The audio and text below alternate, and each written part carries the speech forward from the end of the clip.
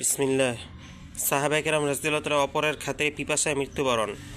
হযরত আবু জাহম ইবনে হুযায়ফা রাদিয়াল্লাহু তাআলা বর্ণনা করেন, আমি ইয়ারমুকের যুদ্ধে আপন চাচাতো ভাইয়ের তালাশে বাহির হইলাম, কেননা তিনি যুদ্ধে অংশগ্রহণ করিয়াছিলেন, আর সঙ্গে এক মশক পানি লইয়া গেলাম, যাহাতে পিপাসার্ত থাকিলে পান করাইতে পারি। ঘটনাক্রমে তাহাকে এক স্থানে মুমূর্ষ অবস্থায় পড়িয়া থাকিতে দেখিলাম। তাহার মৃত্যু যন্ত্রণা শুরু হইয়া গিয়াছিল। আমি তাহাকে জিজ্ঞাসা করিলাম, এক ঢক পানি দিব কি? সে ইশারায় হাঁ বলিল। এমন সময় তাহার নিকটবর্তী মৃত্যু যন্ত্রণা কাতর হইয়া পড়িয়া থাকা আরেক ব্যক্তি আহ করিয়া উঠিল। আমার চাচাতো ভাই তাহার আওয়াজ শুনিয়া আমাকে তাহার নিকট যাওয়ার ইশারা করিল। আমি তাহার নিকট পানি লইয়া গেলাম। তিনি ছিলেন হিশাম ইবনে আবিল আস। তাহার নিকট পৌঁছিবা মাত্রই মৃত্যু যন্ত্রণায় কাতর পড়িয়া থাকা তৃতীয় আরেক ব্যক্তি আহ করিয়া উঠিল।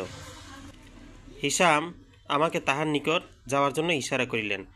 তাহার নিকট পৌঁছিয়া দেখি তিনি আর ইহ জগতে নাই। অতঃপর হিসামের নিকট ফিরিয়া আসিয়া দেখিলাম তিনিও ইহ জগৎ ত্যাগ করিয়াছেন। অতঃপর আমার চাচাতো ভাইয়ের নিকট আসিলাম। ইতবছরে সেও শেষ নিঃশ্বাস ত্যাগ করিয়াছে। ইন্না লিল্লাহি ওয়া ইন্না ইলাইহি রাজিউন। হিরায়া ফায়দা, এই ধরনের বহু ঘটনা হাদিসের কিতাব সমূহে বর্ণিত রহিয়াছে। এই আত্মত্যাগের কি কোনো সীমা আছে যে আপন ভাই মরণাপন্ন আর পিপাসায় কাতর এমত অবস্থায় অন্য কাহারও প্রতি লক্ষ্য করাই তো কঠিন ব্যাপার। তদুপরি তাহাকে তৃষ্ণার্ত অবস্থায় রাখিয়া অন্যকে পানি পান করাইবার জন্য চলিয়া যাওয়া। আল্লাহ এই সকল প্রাণ বিসর্জনকারীদের রূহকে অশেষ দয়া ও অনুগ্রহ দ্বারা সম্মানিত করুন। আর যাহারা মৃত্যুকালে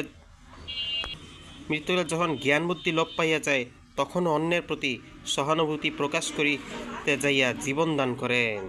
সুবহানাল্লাহি ওয়া বিহামদিহি, সুবহানাকাল্লাহুম্মা ওয়া বিহামদিকা, আশহাদু আল্লা ইলাহা ইল্লা আনতা, আস্তাগফিরুকা ওয়া আতুবু ইলাইক।